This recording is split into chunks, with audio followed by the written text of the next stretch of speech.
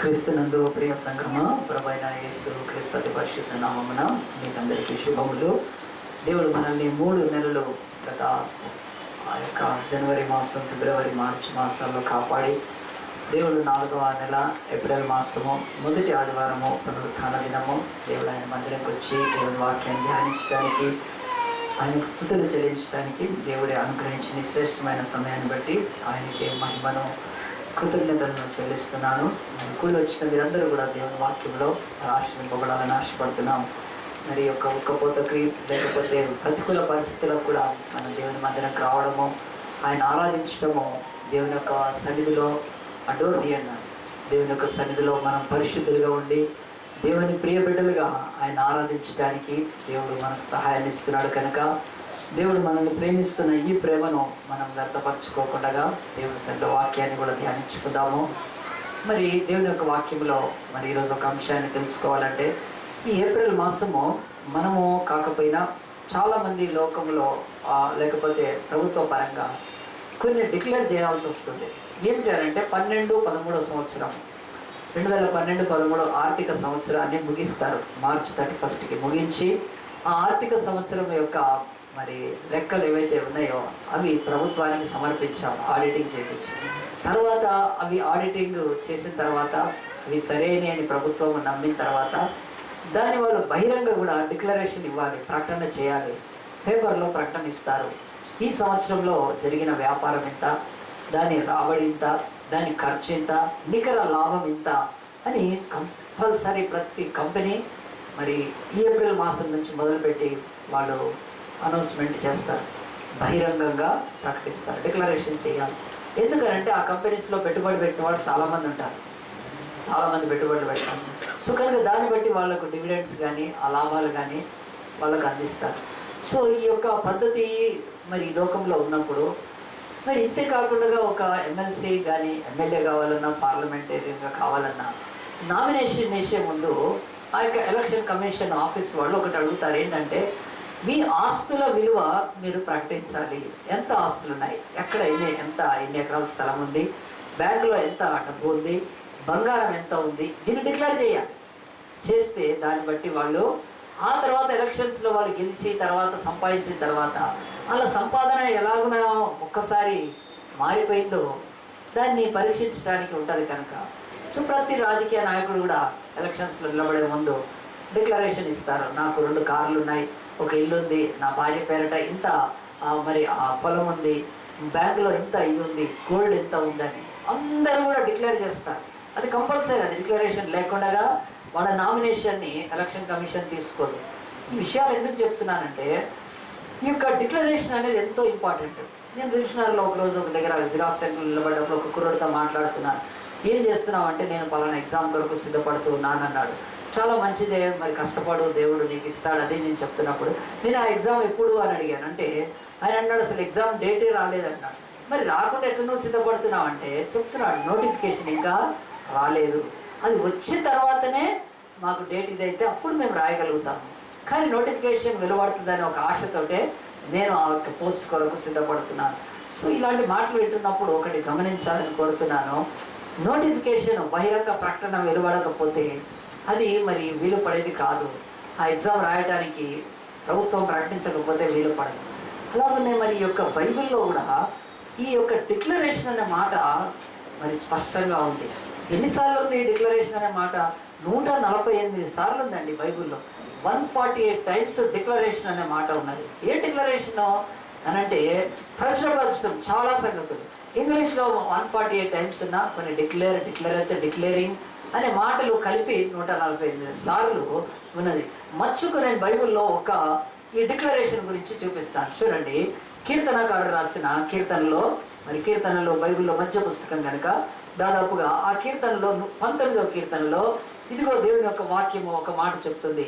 ఆకాశములో దేవుని మహిమను వివరించుచున్నవి, అంతరిక్షము ఆయన చేతి పనిని ప్రచురము పరుచుచున్నది. పగటికి పగలు బోధ చేయుచున్నది, రాత్రికి రాత్రి జ్ఞానము తెలుపుచున్నది.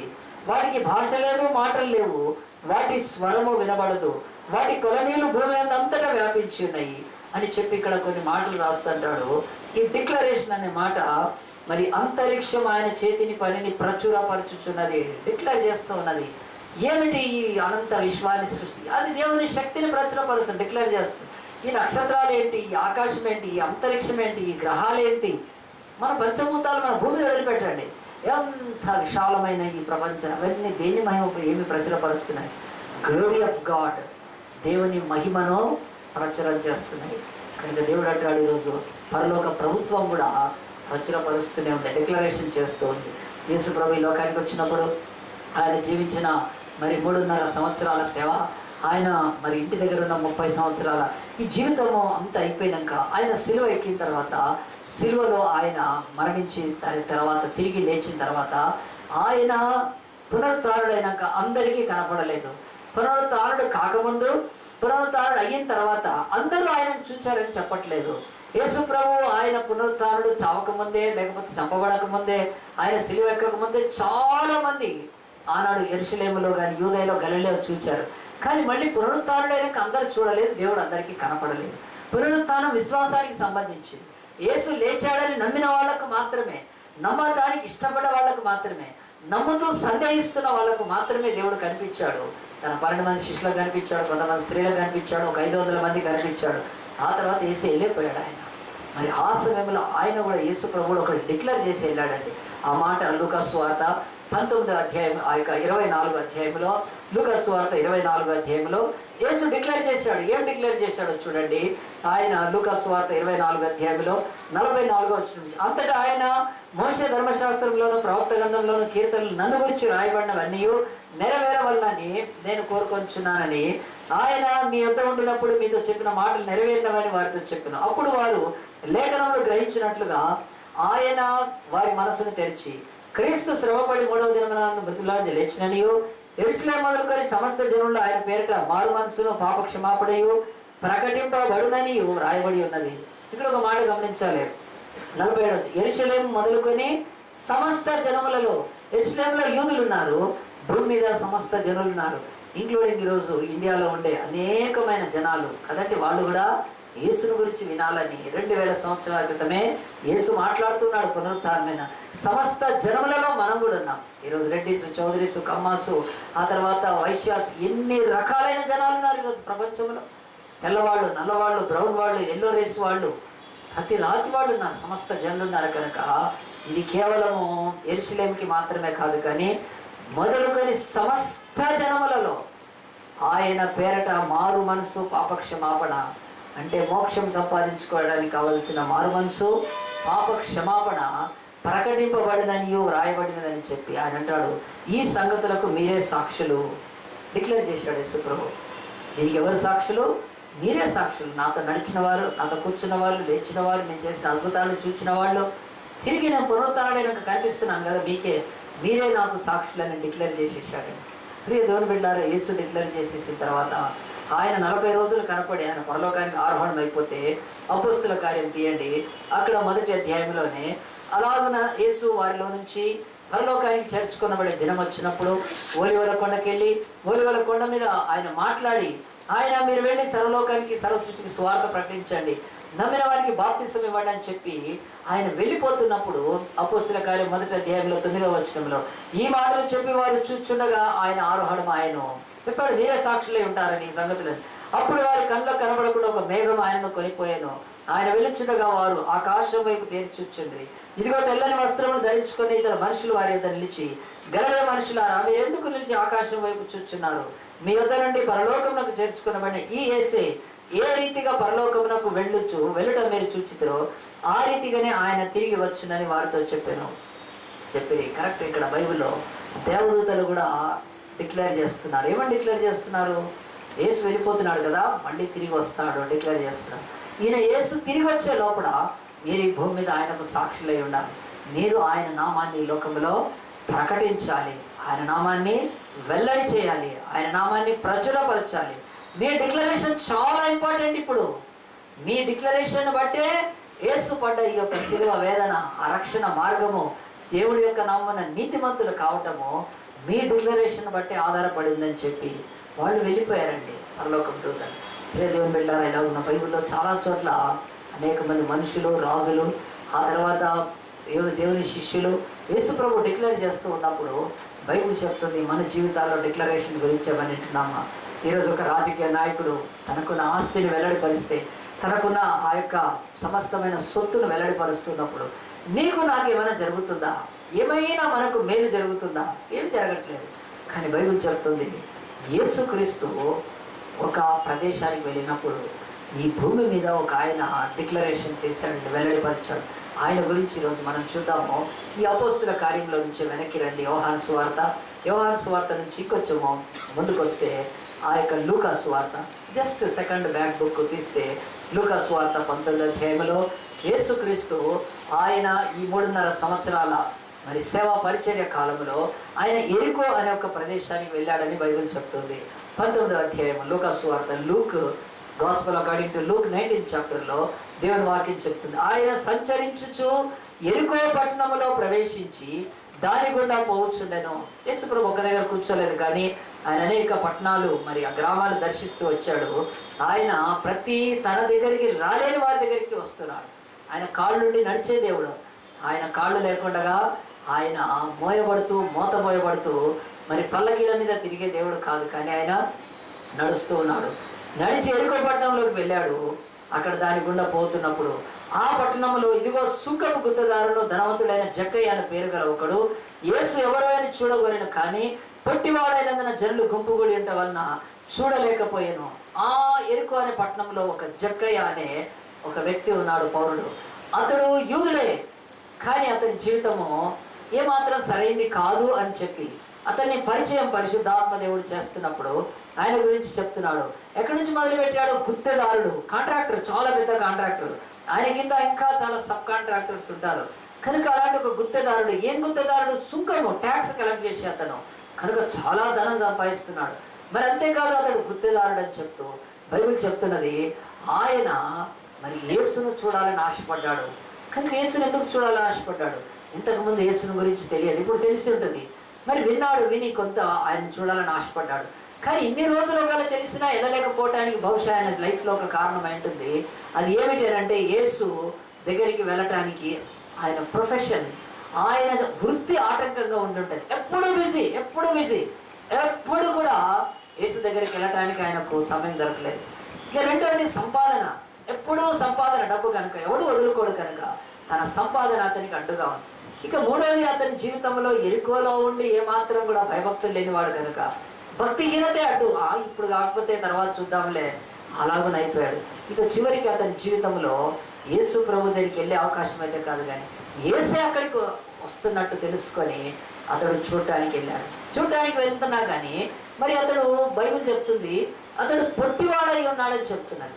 సో ఈ పొట్టివాడుగా ఉండి యేసు ఇంత దగ్గరకు వచ్చినా చూడలేకపోతున్నప్పుడు అతడు ఏం చేశాడంటే, జక్కయ్య అని అతను వెంటనే అక్కడ బైబిల్లో రాయబడి చూడండి ఏం చేశాడంటే, నాకు కనపడదు కదా, నేను తర్వాత చూద్దాంలే అని అనుకోలేదు, కానీ 4 వచ్చినప్పుడు యేసు ఆ త్రోవను రానండి అని కనుక అతడు ముందుగా పరిగెత్తి ఆయన చూసుటకు ఒక మేడి చెట్టు ఎక్కాను. మేడి చెట్టు ఎక్కేశాడు.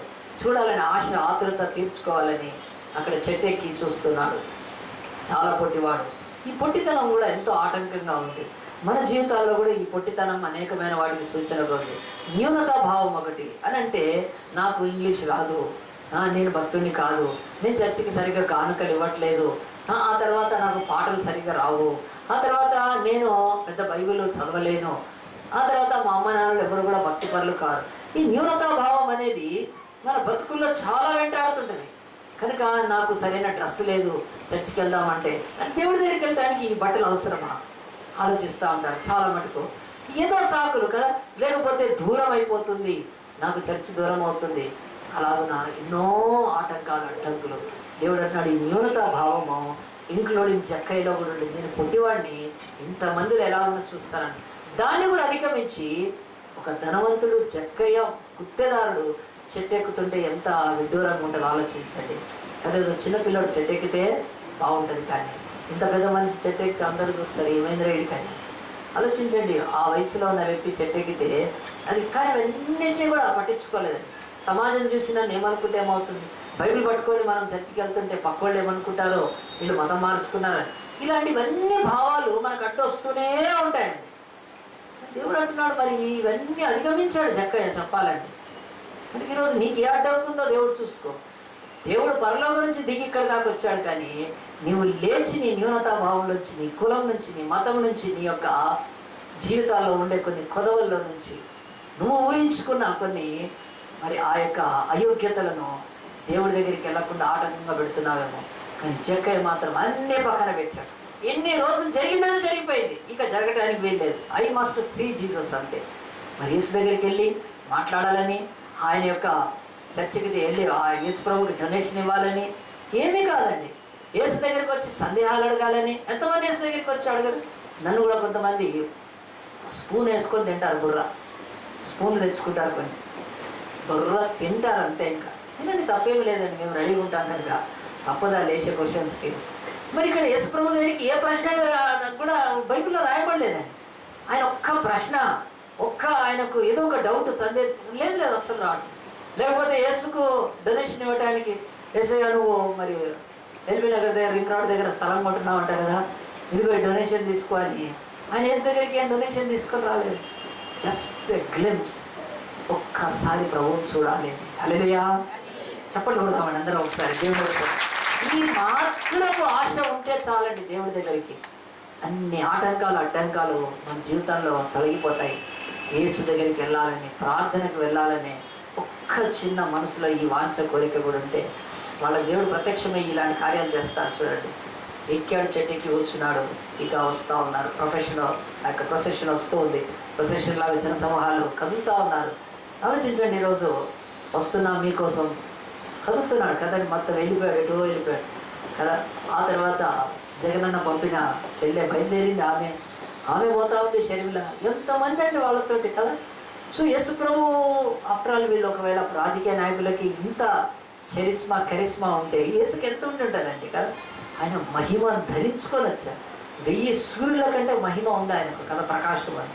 తాగితేనే రోగులు స్వస్థపడతారు. ఆయన మాట చాలా, అసలు ఆయన కరుణ గల మాట, శవాలు లేచిపోతున్నాయి. ఇంత వ్యక్తి కనుక యేసు కూడా చాలా ఫేమస్. ఆయన నడుస్తుంటే చాలామంది జనసమూహాలు క్రిక్కిరిస్తుంటారు. కానీ మరి అలాంటి పరిస్థితుల్లో యేసు ఆ స్థలానికి వస్తే చెట్టుకి చూచి వెళ్ళిపోదాం అనుకున్నాడండి. మనం కూడా దేవుని యొక్క సన్నిధిలో ఒకవేళ యేసు వెళ్తున్న మార్గంలోకి ఇలా వెళ్తే చాలా గొప్ప కార్యాలు జరుగుతాయి. చివరికి యేసు ప్రభువుని చూచి వెళ్ళిపోదాం అనుకున్నవాడు చాలా గొప్ప సంగతి జరిగిపోయింది. యేసు త్వరగా వచ్చేసి ఏం చేశాడంటే డైరెక్ట్గా చెట్టు దగ్గర వచ్చి ఆగాడండి. ఎవరో చెప్పినట్లు, ఎవరో ఆయనకు ఇన్ఫర్మేషన్ ఇచ్చినట్లు ఖచ్చితంగా. లేకపోతే యేసు ప్రభు అంతకుముందే ఒక 4 చెట్లు చూస్తూ, ఈ చెట్టు మీద నహి హై, ఉదర్ హై అని చెప్పి ఒక్కొక్క చెట్టు ఎత్తుకుంటూ వచ్చాడండి. ఒకే చెట్టు దగ్గరకు వచ్చాడు, ఎక్కడ ఆగాలి అక్కడ ఆగాడు. ఆగి పైకి చూసి, జక్కయ్య చూడండి, దేవుడి వాక్యంలో ఎంత స్పష్టంగా యేసు ప్రభు మాట్లాడుతున్నాడు. ఆయన యేసు ఆ చోటికి వచ్చినప్పుడు కళ్ళెత్తి చూచి, జక్కయ్య త్వరగా దిగుము, నేడు నేను నీ ఇంట ఉండవలసినదని అతనితో చెప్పేశాడు. ఎంత గొప్ప మాట. బైబిల్లో జక్కయ్య స్టన్ అయి కింద పడాల్సింది. మనమైతే కింద పడేవాళ్ళం. కానీ నా పేరు ఎట్లా తెలుసు కదా. బస్సులో కూడా ఎవరైనా కూర్చొని డైరెక్ట్ వెనుక కూర్చున్న వాళ్ళు ఇటు తిరుగు అని చెప్పి మన పేరు పెడితే ఉలిక్కి పడతాం కదా, అవాక్ అవుతాం. చెట్టు మీద కూర్చున్నాడు. అరే, ఈయన యేసును ఒక్కసారి కలవలేదు, ఆయన మనుషులు నాకు ఒక్కళ్ళు తెలియదు, ఆయన ఇరుకోబట్టినాక వచ్చి నేను చెట్టు ఎక్కింది ఎట్లా తెలుసు. ఎంత సంబరం అండి. యేసు చేసిన అనేక అద్భుతాలలో ఇది కూడా ఒక అద్భుతమే, రాసి పెట్టుకోవచ్చు. ఎందుకనంటే యేసు భూమి మీద ప్రతి ఒక్కళ్ళని పేరుతో పిలవగలుగుతాడండి. గుర్తుపెట్టుకోండి, దేవుడు ఇస్తున్న ఒక ధన్యత మన జీవితాల్లో. నా పేరు పాస్టర్ తెలియకపోవచ్చు, చాలా మంది తెలియదండి. మాకు కూడా అక్కడక్కడ కలుస్తారు, కలిసి ప్రైజ్ లాడ్ అని చెప్తే మేము అడుగుతాం, ఎందుకు ప్రైజ్ లాడ్ అని అడుగుతామంటే మీ చర్చికే వస్తామంటే మాకు సిగ్గేస్తుంది. అప్పుడు మళ్ళీ కవర్ చేసుకొని అడుగుతాం, ఏ సర్వీస్కి వస్తారు, ఫస్ట్ కాదు సెకండ్ కాదు. చాలా మంది పేరు తెలియదండి. ఎక్కడ తెలుస్తుంది? ఏదో కొంచెం అసన్నిహితంగా వచ్చి ఏదైనా ఇన్వాల్వ్ అయితే వాళ్ళు తెలుస్తారు. మిగతా వాళ్ళు కష్టం గుర్తుపడడం. అంతమంది గుర్తుపెట్టుకునే శక్తి కూడా ఉండదు. చెప్తున్నానండి, మరి ఈరోజు మనుష్యులు మనల్ని గుర్తుపట్టారు, మన బంధువులు మర్చిపోవచ్చు అనేక చోట్ల. కానీ దేవుడు ఈ భూమి మీద ఉన్న ఏ ప్రాణిని పేరుతో పాటు ఆయన గుర్తుపెట్టుకొని మర్చిపోకుంటుండే ఒక్క ఈ దేవుడు. ఆయన సన్నిధిలో మన పేరు వినబడితే చాలండి. మనం ఈరోజు ఈ మాటతో ఒక గొప్ప ఆదరణ కలగాలి. ఈరోజు అనేకులు మనల్ని నిర్లక్ష్యం చేస్తారు, అనేక చోట్ల మన పేర్లు వేయరు, అనేక చోట్ల మన పేర్లను గుర్తుపెట్టుకోరు, అనేక చోట్ల మన పేర్లకు విలువయ్యారు. దేవుడు అంటాడు, ఎందుకు నీకు మనుషులతోటి ఒక పాపి అయినా ఒక గుత్తెదారుడు అయ్యుండి లోకంలో ఏమాత్రం దేవుణ్ణి ప్రేమించని వాడు కూడా చెట్టు దగ్గరకు వచ్చి దేవుడు జక్కయ్య అనే పేరు పెట్టి పిలుస్తున్నాడండి. సో ఈ దేవుడి ఆదరణ మనకు కలగాలి. లోకంలో ఎవ్వరు పట్టించుకోకపోయినాడు, కోట్ల నక్షత్రాలను సృష్టించిన ఆయన నీ పేరు మర్చిపోడు, ఆయన పేరు పెట్టి పిలుస్తున్నాడు, జక్కయ్య త్వరగా దిగు, నేను మీ ఇంటికి వస్తానని. సో అతని యొక్క గుండెలో చోటిచ్చాడు కనుక ఇప్పుడు ఇంటిలో చోటు అడుగుతున్నాడు. రా, నేను ఇంటికి వస్తాను, ఉట్టిగా నన్ను చూడాలని ఆశపడ్డావు, కానీ ఇంటికి వచ్చి నేను నిన్ను బ్లెస్ చేస్తాను అన్నట్టుగా యేసు అనే వరకు వెంటనే దిగాడండి. చాలా బిజీ పర్సన్. ప్రభా ఇంకోసారి చూద్దాంలే, కానీ నేను చెట్టు మీద దిగాను, మీరు పాస్ అయిపోండి, నేను వెళ్ళిపోతాను, నాకు వేరే ఇంపార్టెంట్ పని ఉంది, ఈరోజు ఒకడు చాలా డబ్బులు ఇస్తా అని చెప్పాడు, నేను అక్కడికి వెళ్తాను, ఇక్కడికి ఏమనలేదండి. యేసు మాట, యేసు పిలుపు, యేసు యొక్క ఆ యొక్క స్వాగతాన్ని, ఆహ్వానాన్ని వెంటనే అందుకొని దిగిపోయాడని బైబిల్ చెప్తుంది. దేవుని వాక్యం మా తర్వాత వచ్చిన చదివితే 6వ వచనం, అతడు త్వరగా దిగాడండి కదా. చెట్టు త్వరగా దిగాలంటే గీసుకొని పోతాయి అవి కదా, పోతపోయింది కదా, బట్టలు చిరిగిపోతాయి, చిరిగిపోతాయి. నేను మాత్రం త్వరగానే యేసు ప్రభువుని చేర్చుకుంటానని దిగి సంతోషంతో ఆయనను చేర్చుకోలేను. అప్పుడు అందరూ అది చూచేమన్నారంటే, ఈయన పాపి అయిన మనిషిని యొక్క బస చేయ వెళ్ళనని చాలా సణుక్కున్నారు. ఇక్కడ ఏమైపోయిందంటే అక్కడ వాళ్ళ ఆశలన్నీ కూడా కొంతమంది డిసప్పాయింట్ అయ్యారు. యేసు వచ్చి ఇక్కడ నుంచి నేరుగా ఆయన ఏదైనా కమ్యూనిటీ హాల్లో కానీ లేకపోతే బాబు జగ్జీవన్ రాములో నిలబడి కొన్ని అద్భుతాలు చేసేసి వాక్యం చెప్పేసేసేసి ఆ తర్వాత ఎవరైనా ఉంటే రొట్టెలు ఇస్తే ఫుల్గా రొట్టెలు పెడతాడు తిందామని, ఇలా అంచనాలన్నీ తారుమారైపోయినాయి. అరే రే చూస్తా ఎంత ఈయనింటికి పోతున్నాడు ఏంటి, ఈయన పాపి కదా, యేసుప్రభువు తెలీదా, యేసుప్రభువుకు పేరు తెలిసినాక వాడి వ్యక్తిత్వం తెలీదా, కానీ వీళ్ళు వెనక నుంచి సన్నాయి నొక్కులు నొక్కుతా ఉన్నారు. ఏమని, పాపింటికి పోతాడేంటి కదా. చాలాసార్లు ఎదురుగా మనిషికి వినిపించేటట్టే కామెంట్ చేస్తారండి. కానీ జక్కయ్యకి ఇప్పుడు అవన్నీ పట్టించుకునే ఇది లేడు కదా. జక్కయ్య ఏంద్రా మీకెందుకురా, సార్ మా ఇంటికి వస్తున్నాడు తీసుకుపోతా అని చెప్పి వాళ్ళతో వివాదాలు పెట్టుకోలేదు. వాళ్ళంతా తూలనాడుతున్నారండి. తూలనాడుతుంటే ఒక ఛాన్స్ ఉంది ఏంటంటే, యేసు ప్రభు మనసు మార్చుకొని అయ్యో వీడు పాప్యా అయితే మనం దుసరే జగ జాయింగే అని వేరే సైడ్ వెళ్ళిపోతా అనుకున్నాడు అంటే యేసు ప్రభు. చాలాసార్లు గుర్తుపెట్టుకోండి, మనం యేసు మనతో నడవటం ఈ లోకానికి ఇష్టం లేదు. గుర్తుపెట్టుకోండి, ఖచ్చితంగా బైబిల్ చెప్తుంది, యేసు అనే ఈ దేవుడు మన ఇంటికి రావడము, యేసు అనే ఈ రక్షకుడు మన బ్రతుకును మార్చడము, యేసు అనే ఈ యొక్క ప్రేమ స్వరూపి అయిన ఈ దేవుడు మన బ్రతుకును ఆశీర్వదించడం ఈ లోకానికి ఇష్టం ఉండదు. లోకము మనలో అయోగ్యతలు చూపిస్తూ ఉంటే దేవుడు మనలో ఆశను చూస్తూ ఉంటాడు. ఆయన మన ఆశను చూస్తాడు. అయోగ్యతలు అందరికీ ఉన్నాయి కనుక దేవుడు అతని ఆశను బట్టి వెళ్తూ ఉన్నప్పుడు, ప్రియ దేవుని బిడ్డలారా, ఎంత గొప్ప యేసుక్రీస్తు ఆయన ఇంటికి నడుస్తున్నప్పుడు అనేకులు మధ్యలోనే పుల్లలు పెట్టి నాశనం చేయాలని, మీరు అదేనే చర్చికి వెళ్తున్నారు, వెళ్ళొద్దు అక్కడ పెడతారండి పుల్లలు కొనుక్కొని, మరి న్యూ టెస్టిమెంట్కి వెళ్ళొద్దు చెప్తా ఉంటారు. అలాంటి వాళ్ళంతా బతుకులు ఏమవుతున్నాయని నేను చూస్తాను. అదే ఉందంటారు, గడివాం దగ్గర కుక్క అది తినదు తినేయదు. గడివాము కుక్కలు నాకు చాలా తెలుసు, బైబిల్ పెట్టుకొని చెప్తున్నాను. అజయన చర్చికు వెళ్ళొద్దు, ఎందుకు వెళ్తావు అక్కడ అని. గడ్డివాము దగ్గర కుక్కలు, నేను వాక్యం నేర్చుకోను, ప్రార్థన నేర్చుకోను, నువ్వు నేర్చుకోకు, రా మాతో అంటకాగు, పనికి మాలిన చర్చిల్లో పాలిటిక్స్లో తిరుగుదాము, అడ్డమైన పనులు చేస్తూ రాత్రి అంతా తిరిగి తెల్లారి వరకు మళ్ళీ వేషధారులాగా బతుకుదాం. చాలామంది చెప్తారండి, ఇది న్యాచురల్. కానీ నీకుండాలి. జక్కయ్య ఏం పట్టించుకోలేదు, ఎవరి చర్చికి వెళ్తుంటే ఎవరి బ్రతుకు వాళ్ళది. చక్కగా జక్కయ్య మాత్రము యేసు ప్రభువుని తీసుకెళ్ళిపోయాడు, చక్కగా ఇంటికి తీసుకెళ్ళాడు.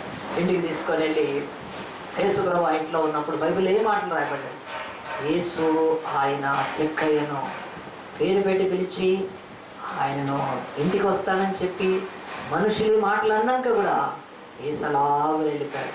మధ్యలో ఆ యొక్క జక్కయ్య గుండె జారిపోయింది, అయ్యో యేసు వస్తా అన్నాడు ఈ ఆటంగా. కానీ యేసు ఏం పట్టించుకోకుండా ఇంట్లోకి వచ్చేస్తాడు. ఇంటికి వచ్చినాక యేసు ప్రభు ఆయన విందును ఆశించలేదు, ఆ ఇంటిలో మరి ఎలాంటి బహుమానాన్ని ఆశించలేదు. యేసు ఆ ఇంటిలోకి వచ్చి ప్రసంగం చేయడానికి ఇష్టపడలేదు. యేసు ప్రభు వచ్చి ఆ యొక్క జక్కయ్య నువ్వు ఎప్పటి నుంచి చర్చ్ మానేశావు, ఎంతకాలం నుంచి అని అక్కడి నుంచి మొదలు పెట్టలేదు ఒళ్ళు మండే మాటలు. ఆ తర్వాత నీ భార్య నీ పిల్లలు ఎంతమంది అని చెప్పి అడగలేదు. మౌనంగా యేసు కాలు ఇంట్లో మోపినప్పుడు జక్కయ్య గుండె బద్దలైపోయిందని, ఇంత పాపి ఇంటిలోకి వచ్చే ఈయన ఎంత మంచివాడని చెప్పి, ఈ ధన్యత ఈ కృప నేను పోగొట్టుకోకూడదని చెప్పి యేసు నోరు తెరవకముందు ఎక్కడ నోరు తెరిచి, యేసు నోరు తెరిస్తే తన భాగ్యం పోతుంది, తన అవకాశం పోతుంది, తన యొక్క ఆశీర్వాదము ఒక్కసారి భగ్నం అయిపోతుంది. కనుక ఛాన్స్ ఇవ్వలేదండి, ఎవ్వరికి ఛాన్స్ ఇవ్వలేదు. నోరు తెరిచి అతను ఒక ప్రకటన చేశాడు. ఇది బైబిల్లో 2000 సంవత్సరాల నుంచి ఈ డిక్లరేషన్ మనం నేర్చుకోవాలండి. ఈరోజు చెప్తున్నాను ఏం డిక్లేర్ చేశాడో చూపిస్తాను చూడండి. నోరు తెరిచి ప్రకటిస్తున్నాడు. ఏమని ప్రకటిస్తున్నాడంటే, జక్కయ్య నిలవబడి ఇదిగో ప్రభువా అని పిలుస్తున్నాడు. యేసును రబ్బుని, లేకపోతే యేసును కదా నజరేయుడా అని కాదండి, ప్రభువా అని పిలుస్తున్నాడు. దేవుడు అనే మాట కంటే ప్రభువా అనే మాట, లార్డ్ అనే మాట చాలా గొప్పదండి. చాలా మటుకు ఈ దేవుళ్ళకు ముందు లార్డ్ వాడతారు. నేను ఎవరికి లార్డ్ వాడను అసలు. ఒక్క లార్డ్ జీససే, ఆ లార్డే లాస్ట్ లార్డ్. ఈ లార్డ్ లేకపోతే మనకి లాస్ట్ సఫర్ అయిపోతుంది. ఆయనే లాస్ట్ సఫర్ ఇచ్చాడు, ఇక మీకు సఫర్ అయిపోతుంది. ఈయన లార్డ్ కాకుండా పనికి మాలిన వాళ్ళని పట్టుకొని లార్డ్స్ అంటారు. ఆ వాడు ఎవ్వరికీ కూడా కాదు. భూమి ఆకాశం సృష్టించిన వాడే నీకు లార్డ్ అయి ఉండాలి. కనుక చేతులతో చేయబడ్డవాడు కదా, చెక్కబడ్డవాడు, రంగులు దిద్దుకొని అద్దుకునేవాడు, వాడెవ్వడు కూడా లార్డ్ కాడు. మన మానవ కల్పితాల్లో నుంచి పుట్టిన దేవుళ్ళు దేవతలు ఎవడు లార్డ్ కాదు. కానీ ఒకడే ఒకడు ఆయన సృష్టించేసి, సృష్టిలో పతనమైన నీ కొరకు నా కొరకు భూమి మీదకి వచ్చి ప్రాణం పెట్టిన వాడే లార్డ్ తప్ప ఎవరినే లార్డ్ అని వాడకూడదండి. ఈ లార్డ్ అనే మాట ఎవరికి వాడకూడదు. ఒక్క క్రీస్తుకు మాత్రమే, ఆ దేవునికి మాత్రమే చెందుతుంది. కనుక అంటున్నాడు ఇదిగో ప్రభువా అంటున్నాడు. లార్డ్ అసలు యాక్చువల్గా ఎరుకోలో ఇతను లార్డు. ఏమి లార్డు? లేపిన లార్డు. చాలా లేపేశాడు, మొత్తం అందరి దగ్గర డబ్బు, చాలా ధనవంతుడు లార్డ్స్ అంటారు, ప్రభువులు అంటారు. మన తెలంగాణ భాషలో ఏమంటారు తెలుసా? బాంచన్ దొర అంటారు. దొర అనే మాట, దొర అంటే లార్డ్ అనే, దొర దొర దొర దొర దొర దొర అంటారు. ఆ మాటే. ఎవరిని పడితే వాడిని దొర అంటే మరి పేదోళ్ళు అనాల్సి వస్తుంది. కానీ బైబిల్లో ఒప్పుకోదండి, ఎవరిని దొర అంటానికి లేదు. ఎవడు దొర కాదు అసలు. లార్డ్ ఒకడే, ఆయన క్రీస్తు, మన ప్రాణాన్ని జీవాధిపతి ఆయనను పిలవాలి. కనుక ఎరికోలో ఇతను లార్డ్ చెప్పాలంటే చాలా ధనవంతుడు అయ్యింది. అతను నా బతికేం బతుకో నాకు తెలుసు, అసలు లార్డు నా ఇంటికి వచ్చాడని. ఇదిగో ప్రభువా నా ఆస్తిలో సగము బీదలకు ఇచ్చుచున్నాను. గుర్తుపెట్టుకోండి, ఈయన డిక్లరేషన్లో 3 సంగతులు ఉన్నాయి. అవి నేను చెప్పి ముగిచ్చేస్తాను ఇంకొక 5-10 నిమిషాల్లో. దేవుడు వాక్యంలో అంటున్నాడు, నేను నా ఆస్తిలో సగము బీదలకు ఇచ్చేస్తానంటున్నాడు. తన డిక్లరేషన్లో అక్కడ నిలబడి ఏం చెప్తున్నాడంటే, ప్రభువా నా ఆస్తి ఇంత అని చెప్తున్నాడా? చెప్పట్లేదు. నా ఆస్తిలో సగము 50% బీదలకు ఇచ్చేస్తాను. ఈ డిక్లరేషన్ ఎంత గొప్పదంటే, ఈరోజు కూడా రాజకీయ నాయకులు ఎన్నెన్నో డిక్లేర్ చేసినప్పుడు వాళ్ళ యొక్క డిక్లరేషన్లో మా ఆస్తి సగం బీదలకు అని ఎవడైనా డిక్లేర్ చేస్తున్నాడంటే లేదు, చేయట్లేదు. సో చాలాసార్లు ఆస్తులు ఎవడైనా ప్రకటిస్తే, వాళ్ళ జీవితాల్లో ఏదైనా ప్రకటిస్తే, ఈ యొక్క జక్కయ్య యొక్క ప్రకటన ముందు అవి దిగదుడిపోయి ఎందుకో పనికి రాదు కదా. నా ఆస్తి సగము బీదలకు ఇస్తా అంటాడంటే ఆస్తి ఎంతో ప్రకటించట్లేదు, కానీ ఔదార్యం ఎంతో ప్రకటిస్తున్నాడు. హల్లెలూయా. సో అతని ప్రకటనలో మొట్టమొదటిది ఔదార్యాన్ని ప్రకటిస్తున్నాడు. నా జీవితంలో ఇంత ఆస్తి ఉంది అని చెప్పి దానికి ఇంత ట్యాక్స్ కట్టాలి, యేసయ్యా నీ దేవాలయానికి ఇంత కాదు. ఫస్ట్ తన ప్రకటనలో ఔదార్యాన్ని ప్రకటిస్తున్నాడు. ఎస్, నా జీవితంలో చాలా ధనం ఉంది, ఈ ధనంతో ఇంతకాలం బతికాను, ఈ ధనం ఇంకా పెరుగుతుంది, ఏం చేసుకోవడానికి? కానీ యేసు నా ఇంటిలో కాలు పెట్టాడంటే నా బ్రతుకులో డిక్లరేషన్ వినండి, సగము బీదలకు ఇచ్చేస్తాను. ఈరోజు ఏ రాజకీయ నాయకుడైనా, ఈ లోకంలో ఏ ఒక్క కంపెనీ ఇండస్ట్రీ ఓనర్ అయినా, ఈరోజు ఏ వ్యక్తి అయినా ఇండివిజువల్గా కూడా నా ఆస్తి ఎంత అని కాకుండా నా ఆస్తి సగం బీదలకు ఇస్తా అని చెప్పగలిగిన వాడు ఉన్నాడా? ఇంతకంటే ప్రకటన మనం ఎక్కడైనా ఎవరి నుంచి అని వింటున్నామా? బిల్ గేట్స్ దగ్గర నుంచి కూడా కదా, చాలామంది ప్రపంచంలో ఇన్ఫోసిస్, ఆ తర్వాత విప్రో, ప్రేమ్జీ, వీళ్ళందరూ కూడా వాళ్ళ ఆస్తిలో నుంచి, వాళ్ళ రాబడిలోంచి ఏదో 10%, 2% సమాజ సేవకి ఈరోజు ఇస్తూ ఉన్నారు. కానీ ఎవడైనా ఉన్నాడా జక్కయ్యలాగా నా ఆస్తిలో సగం అంటే ఔదార్యం? అంటే నీ ప్రకటన ద్వారా ఈ లోకంలో బైబిల్ చెప్తుంది, పేదలకు, బీదలకు, అనాథలకు, దిక్కులేని వాళ్లకు ఎరికోలో ఇప్పుడు ఒక భాగం ఏర్పాటు చేయబడింది. A portion separated for the poor people. ఒక్క డిక్లరేషన్ తోటి ఆలోచించండి మన బ్రతుకులో చేస్తున్నాను. నేను మన చర్చ్ ల్యాండ్ రిజిస్ట్రేషన్ అవుతున్నప్పుడు నేను మలక్పేటలో ముగ్గురం వెళ్ళాం. ఆ రోజు వెళ్ళిన తర్వాత ఆ రిజిస్ట్రేషన్కి అదంతా లంచాలే, భయంకరమైన లంచాలు. ప్రతి వాడు కూడా ఆ యొక్క లంచంతో ఉండేవాడు. ఎందుకంటే వాళ్ళ పుట్టుక కూడా అలాంటిది అనుకోవాలి, అట్లా లంచాలకు మరిగారు. సరే ఎన్నో డబ్బులు ఇచ్చారు. మనకు కూడా చర్చికి ఒక ఆయన బ్రోకర్ వెళ్ళారు, ఆయన ఏదో చేపిస్తున్నాడు, మేమేం పట్టించుకోలేదు, వదిలేసాం. అయితే పైకి వెళ్తుంటుంటే ఒక ఆమె కూర్చొని పాత చీరతో ముసలామె, ఏమీ లేదు ఆమె తెలుస్తుంది ఎంత, అయ్యా 2 రూపాయలు ఇవ్వండి. ఆమె 1 రూపాయలు అడగట్లేదు, 2 రూపీస్ అడుగుతుంది. 2 రూపాయలు ఇవ్వండి అయ్యా, 2 రూపాయలు ఇవ్వండి అయ్యా. అంతా మెట్ల నుంచి నడుచుకుంటా పై నన్ను కూడా పైకి పిలిచారు. నేను మెట్ల మీద నుంచి ఆమెకి వేద్దాం కదా ఏదన్నా తీసి అనుకునే లోపడినా త్వరగా వెళ్ళిపోవడం, ఇదో ముంచుకొని పోతున్నాను. ఆడబోయితే 45 నిమిషాలు నిలబడ్డాం, కూర్చోటానికి కూడా లేదు. 45 నిమిషాల తర్వాత ఈ పేపర్లు ఏవైతే ఉంటాయో డాక్యుమెంటేషన్ అవి ఏదో నెంబరింగ్ వేస్తారు. కరెక్ట్గా ఒక 2-3 వాడు లంచ్కి వెళ్ళిపోయాడు. హల్లెలూయా అయిపోయింది. అప్పుడు బాధపడ్డా, అరే నీకు ఎంత తొందర, నీ డాక్యుమెంట్లు ఏదో అయిపోతున్నాడు, కింద 2 రూపాయలు వేయచ్చు కదా. లేదు, చాలా బాధపడ్డాను నేను. దాదాపుగా మరి అలాగే వెళ్ళిపోయాను. మళ్ళీ అందరం కిందికి దిగి వచ్చి వాళ్ళు లంచ్ చేసి, గవర్నమెంట్ వాళ్ళు మంచిగా చేస్తారు లంచ్ కదా, శుభ్రంగా లంచ్ చేసి వస్తారు. వాళ్ళు ఎంత తొందర పడాలి చేసి వచ్చారు. అప్పటిదాకా నాకు టీ తాకుండా కూర్చున్నా బయట. అప్పుడు ఆమె బయటికి వచ్చింది. ఆమె చూడగానే నాకు చాలా బాధ అనిపించింది. తల్లి అంటే కొడుకులు లేక అనాథగా చింపిరి బట్టలతో ఉన్నప్పుడు నాకు అడగైతే మర్చిపోయిన కూర్చొని బాధపడుతూనే ఉన్నాను. టీ తాగుతూ కనిపించింది, జోబులోంచి తీసి ఉన్నది వేసేసాను. ఆమె చూసి మొక్కుతూ అందరికి చెప్తాను, సారీ 50 రూపాయలు ఇచ్చాడు. వచ్చి కాలు మొక్కడానికి వచ్చింది. వెళ్ళొద్దాం మా కాలు మొక్కతో పోవాలి సంతోషంతోనండి. లక్షలు అక్కడ 1000 రూపాయలు ఇస్తున్నారు, 2 రూపాయలు ఇచ్చేవాళ్ళు. నాకు వాక్యం తెలుసు కనుక అంకులు రవి చూస్తూ ఉన్నారు, చెప్తాను ఈ పరలోక బ్యాంకు మన దగ్గరకు వచ్చి డిపాజిట్ చేయాలి నాకు. హల్లెలూయా. ఈ లోకములో బైబిల్ చెప్తుంది, ఏ బ్యాంకులో వేసినా అది ఎక్కడ పోద్దో కానీ తెలియదు, కానీ పేదలకు ఇస్తే ఆ బ్యాంకు అది పరలోకంలోకి వెళ్తుంది. నేను నేర్చుకున్నా చిన్నప్పటి నుంచి. బైబిల్లో సామెతలు ఏం రాయబడింది తెలుసా? బీదలను కనికరించువాడు యెహోవాకు అప్పించువాడు.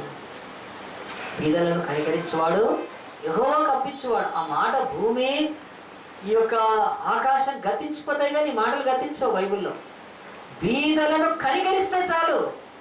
యెహోవా దేవుడికి ఎవరు అప్పిస్తారండి? ఇవ్వగలుగుతారా? భూమి మీద బంగారం అంతా ఎవరిది?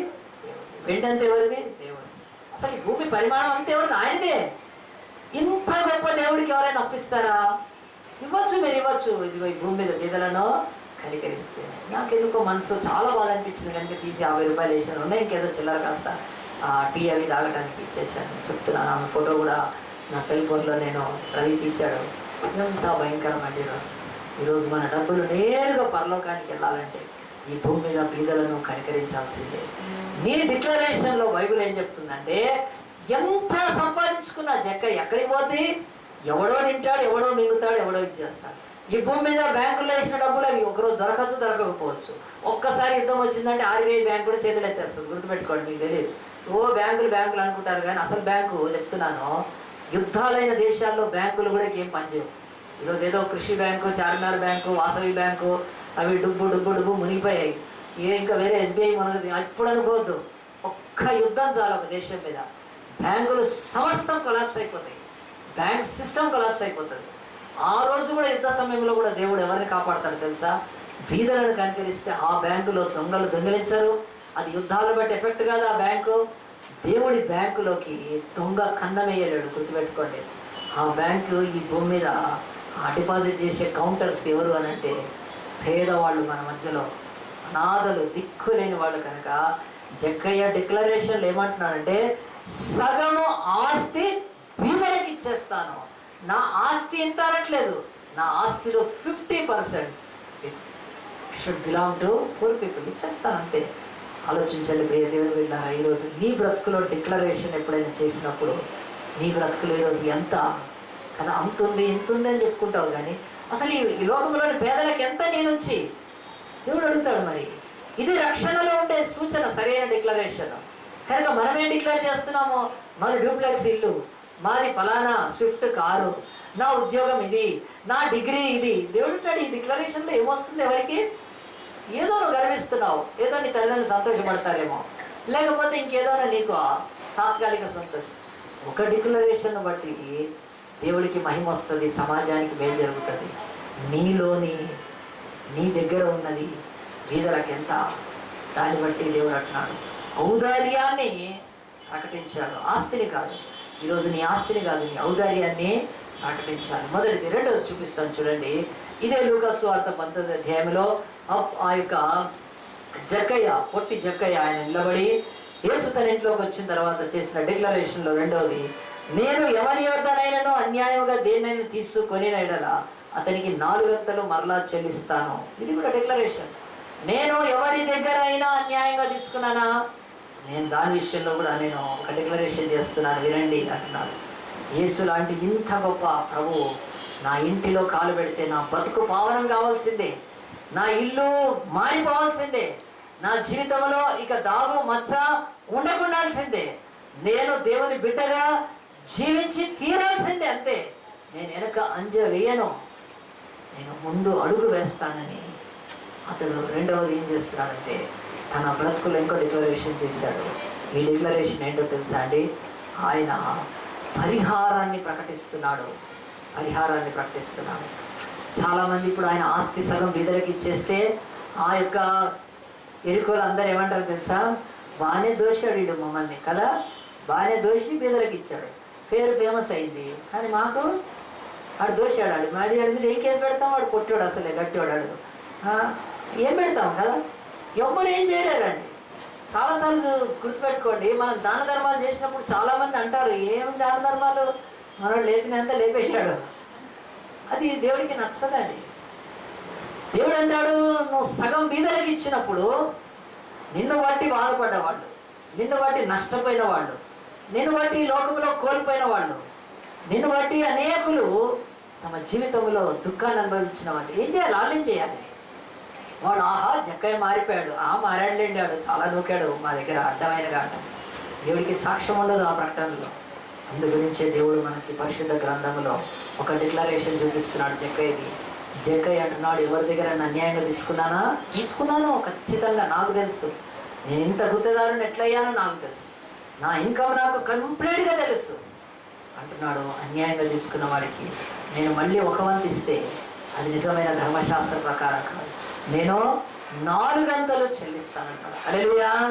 దేవుడు అంటున్నాడు నీ ప్రకటనలో పరిహార ప్రకటన ఉండాలి. నువ్వు పరిహారం ఎవరి దగ్గర నుంచి ఏమైనా తెచ్చుకున్నావా? ఒక పెన్ను తెస్తే ఒక పెన్ను ఇచ్చేయడం కాదు, 4 పెన్నులు నువ్వు ఇవ్వాలి. నువ్వు ఎవరి దగ్గరైనా ఏదైనా ఒక వస్తువు తెచ్చావా, వాళ్ళని బాధ పెట్టావు కనుక దానికి 4 గంటలు చెల్లిస్తేనే అది సరి అయిన పరిహారం అవుతుంది. కనుక బైబిల్ ఈరోజు చెప్తుంది ఈ యొక్క జక్కయ్య ప్రకటనలో పరిహారాన్ని ప్రకటిస్తున్నామా? ఈరోజు చాలామంది రాజకీయ నాయకులు వాళ్ళ ఆస్తులు సరైనవి కావని, వాళ్ళు సంపాదించింది సంపాదన సరికాదని గగ్గోలు పెడుతున్న మీడియా పేపర్లు వాడు బయటకు వచ్చి చెప్పగలుగుతున్నారండి? నేను అన్యాయంగా సంపాదించి 4 రెట్లు ఇచ్చేస్తాను, నేను చక్కగా హిమాలయాల్లో పోయి కూర్చుంటాను అని అంటున్నాడు ఎవడైనా? ఎవ్వడలేడే. నేను అన్యాయంగా చేసింది ఆ అన్యాయాన్ని బయటపడకుండా జడ్జిలకు సైతము నేను ఏం చేస్తాను? లంచాలు తినిపించి నా అన్యాయాన్ని కప్పిపెచ్చుకుంటానే తప్ప నా అన్యాయం లోకానికి చెప్పను. ఎవరు అంటున్నాడు? మరి ఈరోజు మనం వాళ్ళ యొక్క ప్రకటనలతో ఏమొస్తుందండి? వాళ్ళు ఇచ్చే వైట్ పేపర్ స్టేట్మెంట్లతో ఏమొస్తుంది? జక్కయ్య మనకు నేర్పిస్తున్నాడు ఈ లోకంలో మనం ప్రకటించే ఈ యొక్క అన్యాయపు సిరి మన దగ్గర ఉన్నప్పుడు, అన్యాయంగా మనం వేరే దగ్గర నుంచి తీసుకున్నప్పుడు దాన్ని తిరిగి ఇచ్చేయటంలో మన జీవితంలో దేవుడికి నిజమైన సాక్షులుగా ఉంటామండి. చాలామంది ఈ అన్యాయపు సిరి మన దగ్గర పెట్టుకొని, ఈ అన్యాయంగా సంపాదించింది పెట్టుకొని దాని విషయంలో ప్రకటన చేయట్లేదు లోకంలో, లేకపోతే దాని విషయం పరిహారం చేసుకోవడానికి ఇష్టపడట్లేదు. ఏం చేస్తున్నారో చెప్తాను వినండి. ఇంకా మీ బతుకులు అట్లాంటి వాళ్ళని ఎవరిని చూసినా ఈ వాక్యం మీకు గుర్తుకు రావాలి ఖచ్చితంగా.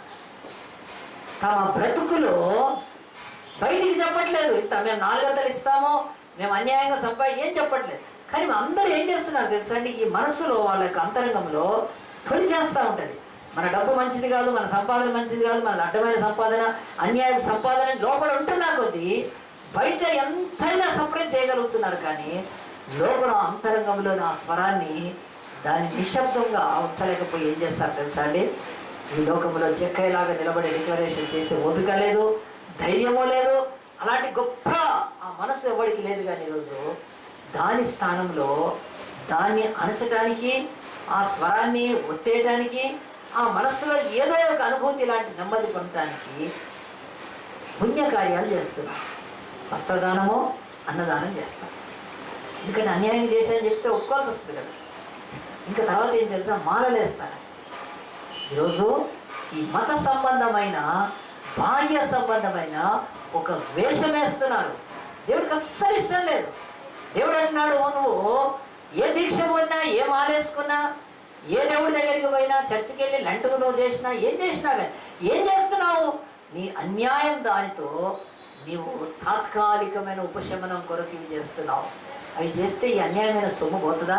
నువ్వు ఎవరికి అన్యాయం అయితే చేసే వాళ్ళు ఉసురు తగలకుండా పోతుందా?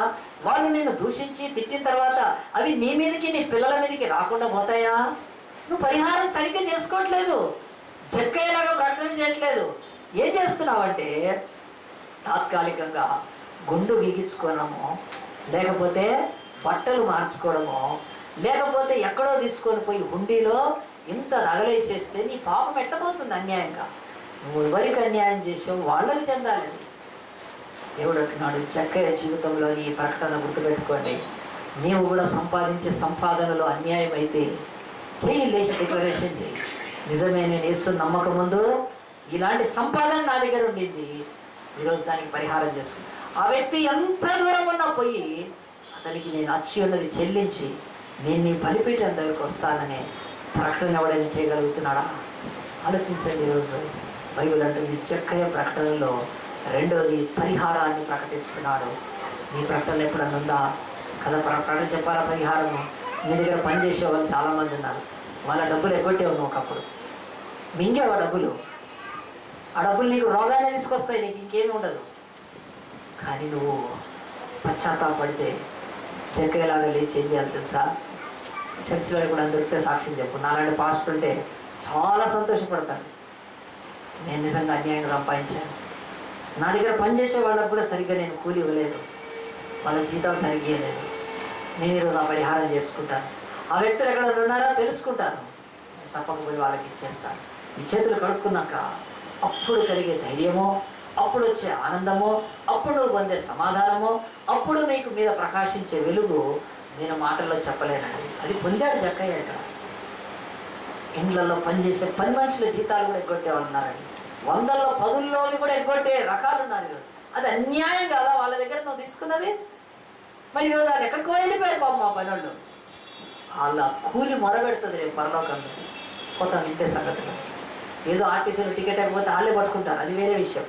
ట్రైన్లో టికెట్ ఎక్కువ పట్టుకుంటారు వాళ్ళు, ట్యాక్స్ కట్టకపోతే వాళ్ళు పట్టుకుంటారు. దేవుడు అన్నాడు, పేదల బీదల దగ్గర నువ్వు దొంగిలించింది దేవుడు పట్టుకుంటాడు. ఆ గుండె బాధకు ఇక్కడ చక్కయ్య అంటున్నాడు, దేవా ఇంత కరుణామయుడు నాయన, నువ్వు నా ఇంటికి వస్తే న్యాయపు డబ్బు నా గుండెలో మనసులో ఉంటానికి ఈ యొక్క ఎరుకోలో ఎంత మందిని ముంచాను నేను. ఉంది నా దగ్గర 4 రెట్లు తెలియచేస్తాను. ప్రకటనలో పరిహారం ఉండాలి, పరిహారాన్ని ప్రకటించాలి నీ లోకంలో. ఎంతదైనా సరే, ఎక్కడో షాప్ దగ్గర డబ్బులు కట్టేది ఉంది, జంప్ అయిపోయావు, వేరే కాలనీలో వెళ్ళి ఇచ్చేయి. నువ్వు ఏ హాస్టల్కో వెళ్ళి డబ్బులు ఎగ్గొట్టావో వెళ్ళి హాస్టల్లో ఇచ్చేసే డబ్బులు. దేవుడు అంటున్నాడు, తర్వాత దేవుడు నీ నీతిని ఎట్లా ప్రకాశింపజేస్తాడో తట్టుకోలేవాలి. అలాంటి దేవుడి దగ్గర ప్రకటన ఈరోజు అవసరము. ప్రియ దేవుని బిడ్డారని చెప్పాను. 3 నిమిషాలు చెప్పి ముగిస్తాను. చక్కయ్య ప్రకటనలో మొదటిది ఔదార్యాన్ని ప్రకటిస్తున్నాడు. ఆస్తి ఎంతో కాదు, పరిహారాన్ని ప్రకటిస్తున్నాడు తప్ప ప్రతిష్ట కొరకు ఏదో చేయట్లేదు. ఆయన పరిహారాన్ని ప్రకటిస్తున్నాడు. ఇక 3వది అక్కడ రాసి లేదు కానీ మనం అర్థం చేసుకోవాలి. 3వది ఆయన ప్రకటనలో ఏం కనిపిస్తుంది తెలుసా అండి? ఆయన ప్రకటనలో ఆయన అపరాధాన్ని ప్రకటిస్తున్నాడు. ఎస్ ఐఎమ్ సిన్నర్, నేను పాపినే ప్రభువా అని అంటున్నాడు తప్ప నేను గొప్ప ధర్మదాతను, నేను గొప్ప వ్యక్తిని అనట్లేదండి. అది రెండో దాంట్లో, ఫస్ట్ దాంట్లో తెలిసిన ఫస్ట్ దాంట్లో సగం బీదలకు ఇచ్చేసాడంటే ధర్మదాత అయ్యండి ఈయన చాలా గొప్ప దాత అని అందరు అనుకోవచ్చు. కానీ కాదు, మీరు అనుకున్నట్టు అట్లాంటి కాదు. నేను అన్యాయంగా ఇస్తున్నానని తన జీవితంలో ఒకటి ఒప్పుకుంటున్నాడు. ఏంటంటే ప్రకటనలో అపరాధాన్ని ప్రకటిస్తున్నాడు. ఎస్, ఐఎమ్ సిన్నర్, నేను పాపినే అని ఒప్పుకుంటున్నాడు. నీ ప్రకటనలో కూడా ఆ యొక్క మరి ఈ అపరాధం కనిపించాలి. ఎట్లా తెలుసా? చాలామంది బైబిల్ పట్టుకొని వస్తారు, చక్కగా ఇట్లా పెట్టుకుంటారు, బైబిల్ పట్టుకొని ఇక సాక్ష్యం స్టార్ట్ చేస్తారు. ఇట్లా అనుకుంటారు. కొంతమంది ఇట్లా అనుకుంటారు. ఏదో వాళ్ళ బాధ నిలబడితే ఎట్లనే చెప్పు నువ్వు సాక్ష్యం, దేవుడు ఒకటి చూస్తాడండి. ఏంటో తెలుసా? ఎంతసేపు సాక్ష్యం చెప్పినా కానీ మొన్న పలానా సార్ నాకు ఒక దగ్గర యాక్సిడెంట్ అయింది, నేను పడ్డాను, పడ్డ తర్వాత లేచాను, లేవంగానే అక్కడ 108 ఉంది, హల్లెలూయా దేవుడికి కృప అని ఆటోమేటిక్గా 108 వచ్చేసి నన్ను తీసుకెళ్ళారు. తీసుకొని పోయి నేను హాస్పిటల్లోకి వెళ్ళగానే అక్కడ మా ఇంటి పక్కన ఆయన ఉండేనే వార్డు మెంబరు నన్ను తీసుకెళ్ళాడు లోపల. నాకు డాక్టర్తో ఇదైంది, చాలా బిల్లు, ఇంత బిల్లు అయింది, ఇవన్నీ బిల్లే, ఇంత బిల్లు అయింది. అయినా వాటికి ఏంటో తెలుసా? డిస్కౌంట్ ఇప్పించారు ఒకళ్ళు. ఇవన్నీ చెప్తూ దేవుని ఏదో మహిమపరిచినట్టు చేస్తున్నారండి. దేవుడికి ఏమి కూడా ఉండదు నీ సాక్ష్యాన్ని బట్టి. నేను చిన్నప్పటి నుంచి బాన్ క్రిస్టియన్ని, నేను చిన్నప్పటి నుంచి సండే స్కూల్కి వెళ్ళాను, నేను చిన్నప్పటి నుంచి పాటలు పాడేవాడిని, నేను చిన్నప్పటి నుంచి భయభక్తులు, మా తల్లిదండ్రులు, ఏదైనా సాక్ష్యం ఇంతే కనిపిస్తుంది ఎవరిదైనా కానీ. నా దేవుడు అంటాడు, జక్కయ్య ప్రకటన వినండి. ఈజ్ అ సిన్నర్, నేను పాపిని, నా బతుకులో ఒక్కసారి దేవాలయానికి వెళ్ళాను, ఒక్కసారి దేవుని ప్రేమించలేదు, ఇంత పాపినైనా నా ఇంటికి కూడా వచ్చే ఈ దేవుడి ప్రేమ ముందు ఇక నా జీవితం నిలవలేదని కన్నీటితో ఒప్పుకుంటున్నాడండి సిన్నర్ అని. ఎప్పుడైనా ఒప్పుకుంటున్నామా? చెప్పాను నాకు కింద ఎందుకు పడ్డాను నేను? అక్కడి నుంచి మొదలుపెట్టు, అడ్డమైన పని చేసి నేను కింద పడ్డాను. ఒప్పుకుంటావా నువ్వు? పడిన దగ్గర నుంచి తర్వాతదంతా సాక్ష్యం. దాంట్లో ఏ మహిమ రాదు దేవుడికి. ఎంతోమంది పడి వస్తున్నారు, పోతున్నారు. మరి వాళ్ళని బట్టి నిన్ను బట్టి దేవుడికి ఏం సాక్ష్యం? నేను పడ్డాను ఎందుకో తెలుసా? నేను ఒక పాపం చేసినాను, అందు గురించి అక్కడ కింద పడిపోయాను. ఆ పాపాన్ని రోజు ఒప్పుకుంటున్నాను. అసలు పాపాన్ని ఒప్పుకున్నా ఒప్పుకోకపోయినా దేవుడు కరుణించాడు కనుక బతికాను నేను. ఈ సాక్ష్యం ఎంత గొప్పగా ఉంటుంది అంతే తప్ప నేను బాగా ఫాస్టింగ్ ప్రేయర్ చేశాను, నాకు తగ్గిపోయింది, నేను అది చేశాను, దేవుడు అంటాడు ఇదంతా చెప్తున్నానండి. మన బతుకుల్లో ఏ పాపం అయితే చేశామో దాన్ని నోరు తెరిచి ప్రకటించడంతో దేవునికి మహిమ. యేసు ఈ ఇంటికి ఎందుకు వచ్చాడు? ఆయన ఆస్తి సగం బీదలకు ఇప్పించడానికా? ఇదే పని. యేసు ప్రభు ఎవరింట్లో కాలు పెడితే థ్యాంక్స్, ఏంటి థ్యాంక్స్? హాఫ్ ఆస్తి థ్యాంక్స్ కదా. అంటే ఇంకా ఎవరిని యేసు ప్రభుని రాణించేవారు కదా ఇంట్లోకి. అదే యేసు ప్రభు అయింది. అంతేకాదు యేసు ప్రభు వెళ్ళి ఏదో కోర్టులాగా, లాయర్లలాగా, జడ్జిల్లాగా తీర్పులు తీర్చి నువ్వు అన్యాయం చేసావు కనుక ఇంత పెనాల్టీ అని చెప్పి దాని కొరకు యేసు లోకానికి వచ్చింది. యేసు పాపులను రక్షించడానికి వచ్చాడు. ఆయన మనస్సు, గుండె తప్పిస్తూ ఉంటుంది. ఏదెంతైతే ఏముంది, ఒక వ్యక్తి తను పాపి అని ప్రకటించినప్పుడే ఆ దేవుడికి అంతా నెమ్మది కలుగుతుంది. నేను పాపులనే పిలవచ్చు తినట్టున్నాడు కదా. ఆరోగ్యం ఉన్నవాడికి వైద్యుడు అక్కర్లేదు, మరి అనారోగ్యంగా ఉన్నవాడికి డాక్టర్. యేసు కూడా అంటాడు, మీరు ఎన్నిసార్లు ప్రకటించినా మీ పాపం విషయం ఎప్పుడైనా ప్రకటించారు, దాన్ని ఎందుకు గప్పి పెట్టుకుంటారు? నాకు అస్సలు మహిమ రాదు. మీ అనేకమైన ప్రకటనలో ఐ నెవర్ హ్యాడ్ గ్లోరీ. నీ నుంచి గ్లోరీ వచ్చినప్పుడల్లా అది దేవుడికి ఎప్పుడో తెలుసా? నేను పాపిని అని ఒప్పుకున్నప్పుడే. అంతమంది ముందు నిలబడి సమాజం అంతా, ప్రజలంతా, యేసు, అపోస్తులు, శిష్యులు, మెనీ పీపుల్ వర్ దేర్, నిర్భయం ఒప్పుకుంటున్నాడండి. నేను ఒక గుత్తేదారుణ్ణి, నేను ఒక సుంకంని కలెక్ట్ చేయకూడదు, నేను యాక్చువల్లీ నేను యూదుడిని పని చేయకూడదు, చేస్తున్నాను. నేను నా బతుకులు ఎన్నడూ దేవుడిని ఆరాధించలేదు, నా బ్రతకంతా పాపంతో నిండిపోయింది. ఇలాంటి పాపిని ప్రేమించే ఈ పావనుడైన యేసు, ఈయన సన్నిధి, ఈయన కృప శాశ్వతము, ఈయనది నేను వదులుకోనని చెప్పి ఆ యొక్క యేసు ప్రభు ఎదుట పాపాన్ని ఒప్పుకున్నాడు. డిక్లరేషన్ ఆలోచించండి ఈరోజు. ఈ 3 డిక్లరేషన్స్లో మొదటి డిక్లరేషను బీదలకు, రెండవ డిక్లరేషన్ అన్యాయస్తులకు, మూడవ డిక్లరేషను పరలోకంలో దేవుడికి మహిమను తీసుకొచ్చింది కదా. దేవుని వాక్యం ఒక మాట ఏం చెప్తుందో తెలుసా? లూకాసు వార్త 15వ అధ్యాయంలో, మారు మనసు అక్కర్లేని 99 నీతిమంతుల కంటే ఒక పాపి రక్షింపబడితే పరలోకంలో మిక్కిలి గొప్ప సంతోషము. ఒక పాపి డిక్లేర్ చేసుకుంటే అంటే చేస్తే నేను పాపినే దేవా నన్ను క్షమించు అన్నప్పుడు ఆ పాపి డిక్లరేషన్ బట్టి పరలోకంలో గొప్ప మహిమ దేవునికి వస్తుందని దేవుని యొక్క వాక్యము లూకా సువార్త 15వ అధ్యాయములో అటువలే 7వ వచనం మారు మనసు అక్కర్లేని 99 మంది నీతిమంతుల విషయమై కలుగు సంతోషం కంటే మారు మనసు పొందు ఒక్క పాపి విషయమై పరలోకమందు ఎక్కువ సంతోషము కలుగును దేవుడు అంటున్నాడు. జక్కైన బట్టి ఈరోజు పరలోకం సంతోషిస్తుంది ఒక డిక్లరేషన్తో. ఆలోచించి మీ లైఫ్లో ఎలాంటి డిక్లరేషన్ చేస్తున్నాం. ఒక ఆయన పేరు డేవిడ్. ఆయన ఆఫీస్లో రిజైన్ చేసేసాడు. ఆఫీసు రిజిగ్నేషన్ ఇచ్చేసాడు. ఇచ్చి ఆయన ఒక డిక్లరేషన్ చేస్తుంటే ఆయన రిజిగ్నేషన్ ఇస్తే చాలామంది అన్నారు ఎందుకు నీకు అంత ఇది ఈ డిసిషన్ ఎందుకు తీసుకున్నావు అంటే ఆయన డిసిషన్ తీసుకున్నాను నేనైతే వెనక్కి వెళ్ళను. మరి ఆయన మామూలు ఎంప్లాయా లేకపోతే మామూలు కాదండి, సెలబ్రిటీ. చెప్పాలంటే ఈ లోకంలో సెలబ్రిటీస్ దాదాపుగా దేవుళ్ళు దేవతలకు ఆరాధింపబడతారు. ఇప్పుడు సచిన్ టెండూల్కర్ చైతన్యపురికి వచ్చాడంటే ఎంతమంది పోతారండి? అది ఒక 2-3 కదా. ఒక యాక్టర్ వచ్చారు కదా, ఏదైనా షాప్ ఓపెన్ చేస్తున్నారు యాక్ట్రెస్ అయితే ఇంకెక్కువ, యాక్టర్ అయితే కొంచెం తక్కువ. వెళ్ళిపోతారు, ఫుల్గా వెళ్ళిపోతారు. ఎంతమంది వెళ్తారు? విపరీతంగా వెళ్ళిపోతారు. సో సెలబ్రిటీస్ ఉన్నారు, మనం చూస్తున్నాం ఈరోజు చాలామంది కదా. వాళ్ళు స్పోర్ట్స్ స్టార్ కావచ్చు, ఈరోజు షెడ్యూల్ లాగా ఆ యొక్క ఫిల్మ్ కాకుండా కానీ పాలిటిక్స్లో కూడా ఉన్నారు ఎంతోమంది సెలబ్రిటీస్. ఇతను డేవిడ్ అనేవాడు సెలబ్రిటీ ఉద్యోగాన్ని రిజైన్ చేశాడు. అసలు సెలబ్రిటీ ఉద్యోగాలు ఉంటాయంటే నాకు తెలిసింది అలాంటి ఉద్యోగాలు ఉంటాయి. ఆయన ప్రపంచంలోనే టాప్ 100 రెస్టారెంట్స్ ప్రపంచంలో ఉంటాయి. దాంట్లో ఒక 10 రెస్టారెంట్స్లో కూడా ఆయన షెఫ్గా అంటే వంట మనిషిగా దాంట్లో పని లక్షల జీతం ఆయనకు. మరి ఆ జాబ్ని రిజైన్ చేసి పారేశాడు. ఎందుకు రిజైన్ చేసేసాడు అని అంటే ఆయన చిన్న వయసులోనే చాలా 32 ఏళ్ళకి బాగా సంపాదించి ఆ టేస్ట్ చేసి ఈ టేస్ట్ చేసి ఆయన బాడీ చాలా టేస్ట్ అయిపోయింది. 110 కేజెస్ అయిపోయింది. ఆ తర్వాత అంత సంపాదించి ఆయనకి ఏమీ నెమ్మది లేదు. ఇదేం బతుకురా నాయన ఇంత సంపాదిస్తున్నా. మనం చాలామంది ఎక్కడికైనా పోతే వాటిలో పోతాంటాం కానీ ఏరోప్లేన్లో పోయి వంట వండి వస్తాడు. ఎంత వెళ్తాండి. మన ఇంటికి ఇప్పుడు ఎవరైనా సర్వెంట్ ఉన్నారు కదా, వాడు మా సైకిల్ మీద రిక్షా మీద ఆటో మీద వస్తే మనం పెద్ద అనుకోం. కానీ సడన్గా మన సర్వెంట్ కారులో దిగితే ఆ వాక్ ఏంద్రా. మరి ఆలోచించండి, ఒక వంట మనిషి ప్రపంచంలోని 7 స్టార్ హోటల్స్కి కూడా ఏరోప్లేన్లో తీసుకెళ్తారు ఆయన వంట వండించడానికి.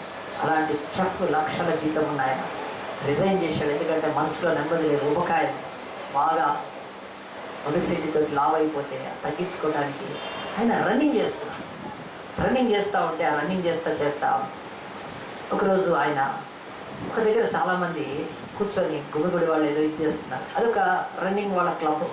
ఆ క్లబ్లో వాళ్ళు ఏం చేశారంటే ఒక ఆర్గనైజేషన్ ఉంది. చేసి ఏం చేశారంటే ఆర్గనైజేషన్లో నేను కూడా జాయిన్ అవుతావా, నువ్వు కూడా జాయిన్ అవుతాను.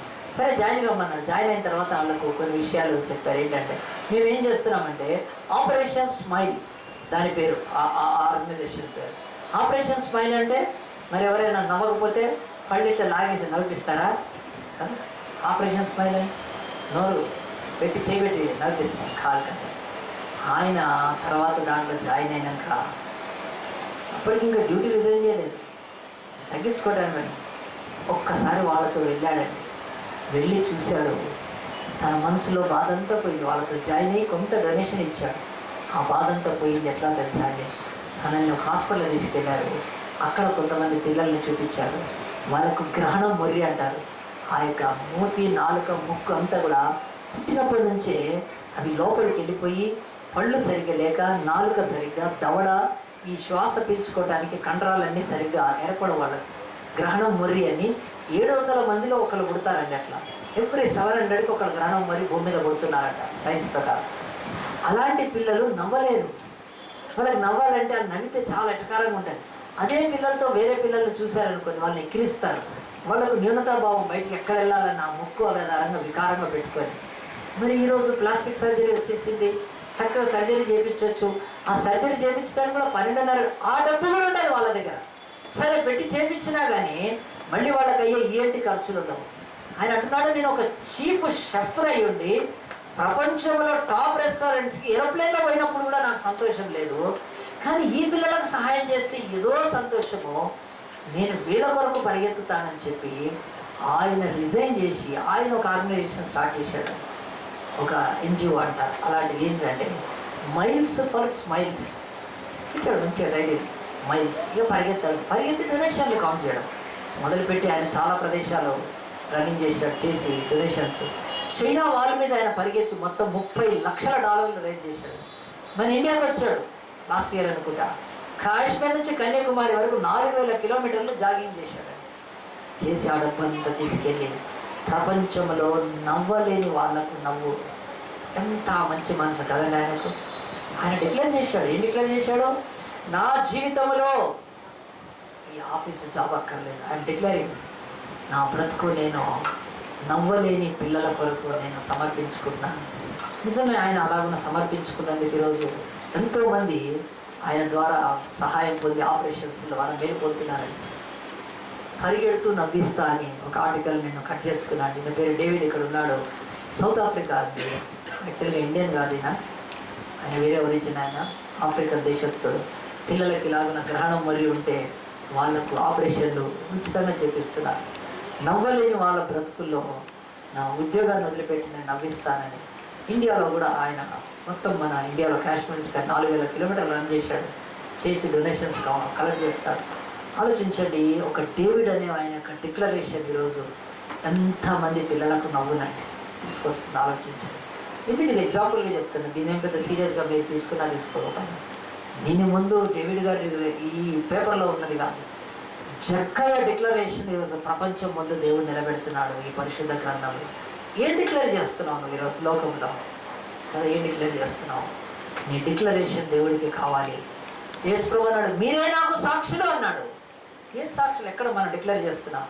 నేను దేవుని బిడ్డను అని డిక్లేర్ చేయగలుగుతున్నావా? నీ ఆఫీసులో చేయగలుగుతున్నావా? నీ కాలనీలో చేయగలుగుతున్నావా? ఒక అడ్డమైన పరిస్థితులు వస్తాయి పాపం చేసి, అప్పుడు నేను దేవుని బిడ్డను నేను చేయలేదని డిక్లేర్ చేయగలుగుతున్నావా? అడుగు. దేవుడు అడుగుతున్నాడు. మరి నీ డిక్లరేషన్ అవసరం పరలోకానికి, దేవుడికి అవసరం ఈరోజు. దేవుడు అంటున్నాడు, నువ్వు డిక్లరేషన్ చేయనంత వరకు ఆ దేవుడికి ఏమీ ఉండదండి. ఆయన డిక్లరేషన్ చేయదని జక్కయ్యతో అన్నాడు, ఇతడును అబ్రహాము కుమారుడే. అబ్రహాము మహిమలో దేవుని యొక్క స్నేహితుడిగా ఎదిగిపోయాడు. రేపు జక్కయ్య కూడా రావాలి ఆ స్టేజ్కి. దేవుడు అంటున్నాడు, మరి నీ డిక్లరేషన్ నోరు తెరిచి చేస్తావా? ఆలోచించండి. దేవుడు అంటున్నాడు, ఈ డిక్లరేషన్ అనేది ప్రతి ఒక్క వ్యక్తి నుంచి దేవుడు ఆశిస్తున్నాడు. ప్రతి ఒక్కరూ చేయాల్సిందే డిక్లరేషన్. చేస్తే తప్ప ఆ దేవుడికి అయితే సంతోషం ఉండదు. ఆలోచించండి. సిలువ వైపు చూడండి. యేసుక్రీస్తు సిలువలో డిక్లేర్ చేస్తున్నాడు. ఏం డిక్లేర్ చేశాడు తెలుసా? యేసు ప్రభు తనల్ని కొట్టి, తనల్ని తూలనాడి, ముఖం మీద ఉమ్మేసి, కాళ్ళు చేతుల్లో మేకులు కొట్టి, బల్లు ఉమ్మతో పొడిచి, తలలో ముళ్ళ కిరీటం పెట్టి, నా రోమా సైనికుల దగ్గర నుంచి, శాస్త్రుల దగ్గర నుంచి వీడు క్రీస్తు కదా అని చెప్పి దూషిస్తూ ఉన్న వాళ్ళందరినీ చాలాసేపు చూచి యేసు ఒకటి ప్రకటించాడని ఏం తెలుసా? తండ్రి, వీరేమి చేయించున్నారు, వీరేమి కానీ వీరిని క్షమించు. God Jesus declaring the forgiveness for all. నువ్వు చేయగలుగుతావు అలాంటి ప్రకటన? కానీ యేసు చేశాడు, ప్రకటన చేశాడు. ఎవరి మీద ఏం పెట్టుకోలేదు. కొద్దిసేపటికి అక్కడ ఉన్న మరి ఆ యొక్క తల్లిని చూసి డిక్లేర్ చేశాడు, అమ్మా నేను నీకు కొడుకును కాదు, శిష్యుడు నీ కొడుకు. డిక్లేర్ చేసేసాడు. I have no relation with blood and flesh చేసేసాడు యేసు ప్రభు. ఆయన తెగతెంపు చేసేసాడు, డిక్లేర్ చేశాడు. ఎవరైనా మరి అమ్మను నా తల్లి అని మొక్కటానికి లేదు. అమ్మా అని అంటే ఉమెన్ ఈజ్ యువర్ సన్. దేవుడు డిక్లేర్ చేసేసాడు. నువ్వు చేయగలుగుతున్నావా? విగ్రహారాధికులతో ఇంకా నిన్ను నీచమైన పూజలకి, పాపానికి ఇలాగే వాళ్ళతో నువ్వు డిక్లరేషన్ చేస్తున్నావా? నేను తాగటానికి, సినిమాలకు, పనికి మాల చోట్లకు పిలుస్తారు. డిక్లరేషన్ చేయగలుగుతున్నావా? యేసు చేసేసుకున్నాడండి రక్త మాంసాల నుంచి. అదే యేసు డిక్లేర్ చేస్తున్నాడు. ఎంతో వేదన, రక్తము కారుతున్నప్పుడు దొంగకు డిక్లేర్ చేశాడు, హెవెన్ విల్ బి వర్స్, పరదేశు నీకు అని డిక్లేర్ చేశాడు. యేసు చెప్పిన 7 మాటల్లో 3 డిక్లరేషన్సే. సమాప్తమైందనేది డిక్లరేషన్. అది మనకు వదిలేయండి, ఫస్ట్ 3 తీసుకున్నాం. ఈరోజు నువ్వు డిక్లేర్ చేస్తున్నావా? నేను ఒక్క మాట అడిగి ముగించేస్తాను. ప్రియ దేవుని బిడ్డారా, ఈరోజు సిలువలో మేకులు ఏం డిక్లేర్ చేస్తున్నాయి తెలుసా? లోకానికి, లోకములో ఒక్కడు పవిత్రమైన చేతులు కలవాడు కాదు. ఆ సిలువ ప్రచురపరుస్తుంది. ఇందాక నేను చూపించాను 19వ కీర్తనలో దావీదు రాసినప్పుడు చూసి, అంతరిక్షము అయ్యా నీ మహిమను ప్రచురపరుస్తుంది, ఆకాశంలో నీ జ్ఞానము వివరిస్తున్నాయి అయ్యా, అవన్నీ ప్రకటన చేస్తున్నాయి, మేమేం డిక్లేర్ చేస్తున్నాం, ఏం చేయట్లేదు నీ కొరకు దావీదు బాధపడుతున్నాను. కానీ అది వదిలిపెట్టండి, ఈరోజు సిలువ డిక్లేర్ చేస్తుంది ప్రపంచానికి. ఆ మేకులు ఏమంటున్నాయంటే, ఒక్కడు కూడా లేడు నీతిమంతుడు, ఒక్కడి చేతులు కూడా పవిత్రమైనవి కాదు భూమి మీద. ఏ చేతులతో ఎన్ని పాపాలు చేస్తున్నారు, భార్యను కొట్ట దగ్గర నుంచి సిగరెట్లు, సీసాలు కదా, అబద్ధ సాక్ష్యాలు, ఇంక్లూడింగ్ పాస్టర్లమైన మేము బైబిల్ పట్టుకున్నాం మేము. దేవుడు అంటున్నాడు, ఉన్నాయా ఈ చేతులు ఎవరికైనా పవిత్ర? ఆ సిలువలోని మేకులు ఏం డిక్లేర్ చేస్తున్నాయి తెలుసా? లోకులంతా కూడా క్రియలలో పాపం లేని వారు కాదు, అందరూ పాపం. ఆయన కాళ్ళు దేనిలో డిక్లేర్ చేస్తారు? ఒక్కడైనా నీతి మార్గంలో నడిచేవాడు లేడు. ఆయన కాళ్ళలో మేకులు అవి డిక్లేర్ చేస్తున్నాయి ఈరోజు ప్రపంచానికి. ఏం మాట్లాడదు సిలువ, కానీ సిలువలోని కాళ్ళు డిక్లేర్ చేస్తున్నాయి. నీ మార్గాలని చెప్పేది ఒక చోటికి, పోయేది ఒక చోటికి. నీ ఇంటి వల్లనే మోసం చేస్తావు చాలాసార్లు. ఆ కాళ్ళు డిక్లేర్ చేస్తున్నాయి ఈరోజు యేసు కాళ్ళు. యేసు తల లోకానికి డిక్లేర్ చేస్తుంది. ఒక్కడి ఆలోచన అయినా సరిగ్గుందా?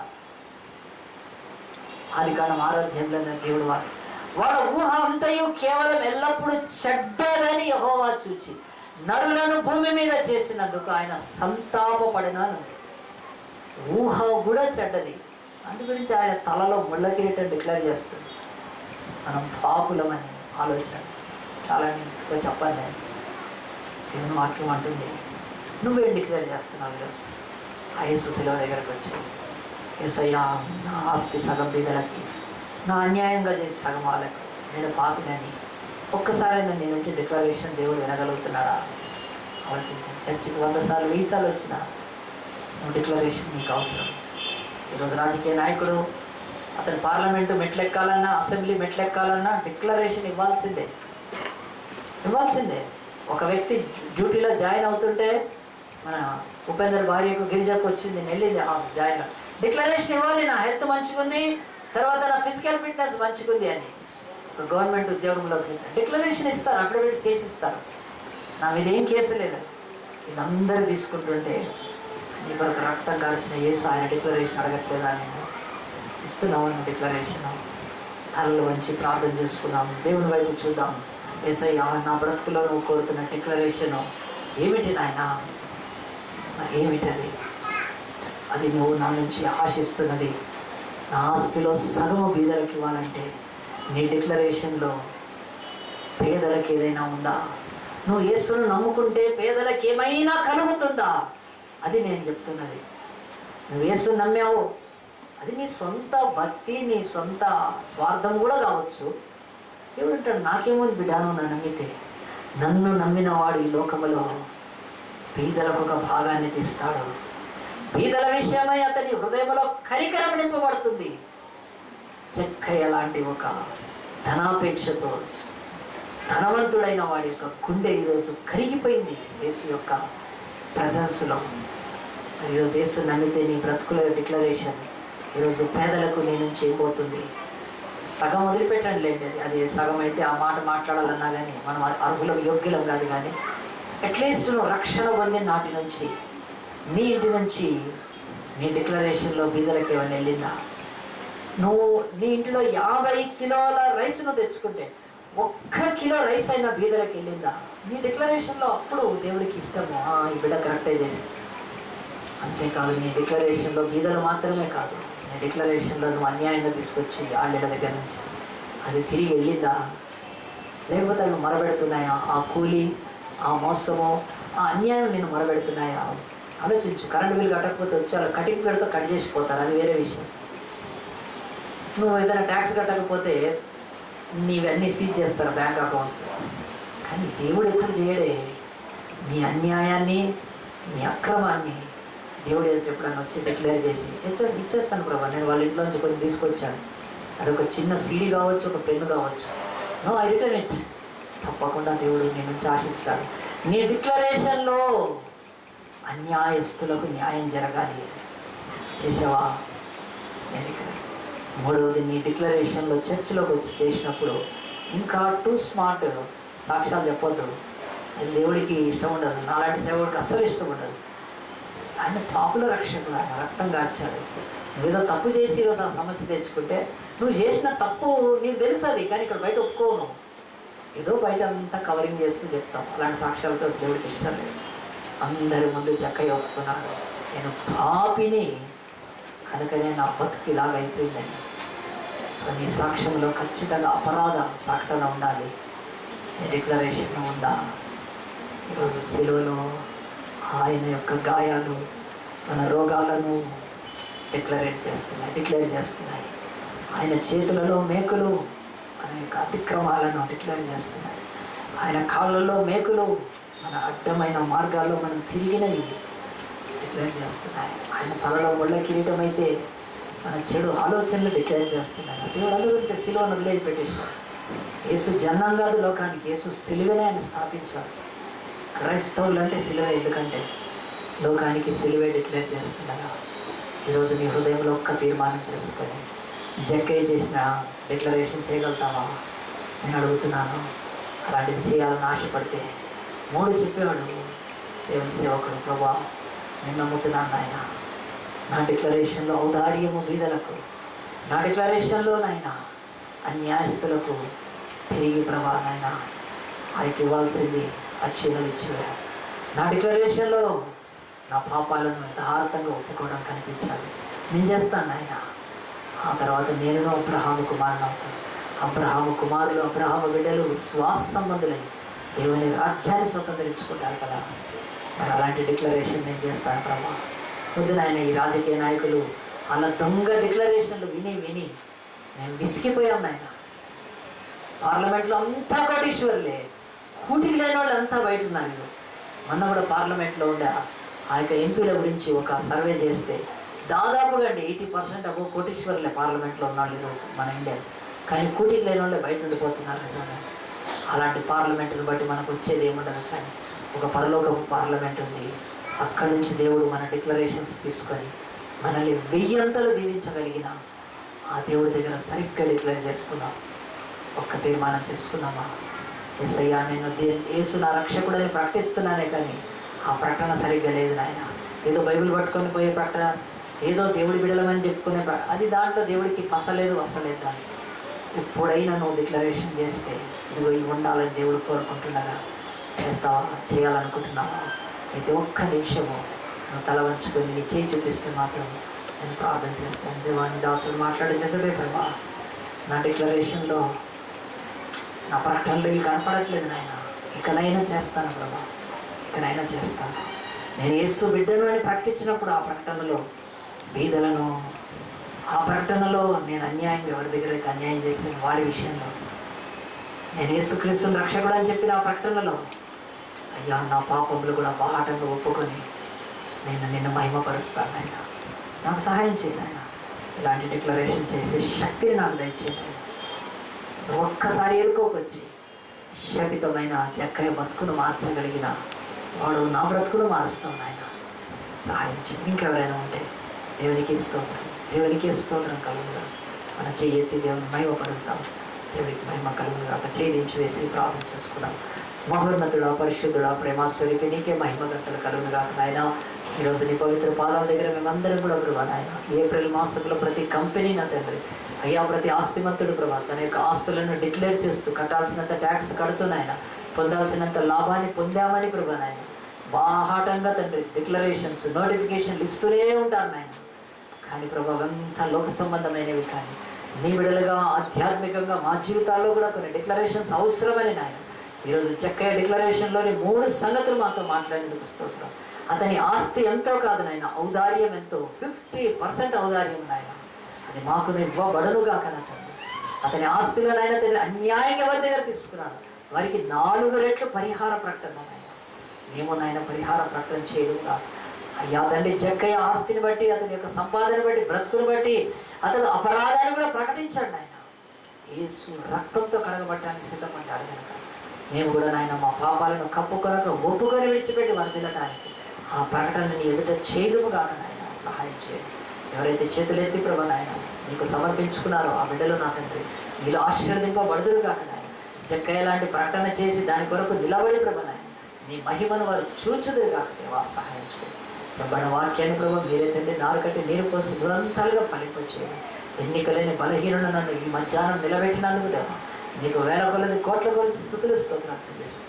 మేమందరం చేసే ప్రకటనలు లోకానికి ఆశీర్వాదకరంగాను, నీ నామానికి మహిమకరంగాను, నీ రాజ్యము కట్టబడే వాటిలో ఉండాలని మేము ఆశిస్తున్నాం. ఎక్కడో ఉండే సౌత్ ఆఫ్రికాలో ఉండే ప్రభా ఒక డేవిడ్ అనే ప్రభా నాయన వ్యక్తి అతను డిక్లేర్ చేసినప్పుడు ఎంత మందికి స్మైల్స్ ప్రభా నాయన. అది నాయన తండ్రి నాయన భౌతికంగా సాధ్యపడుతుంది కనుక చేయగలిగారు.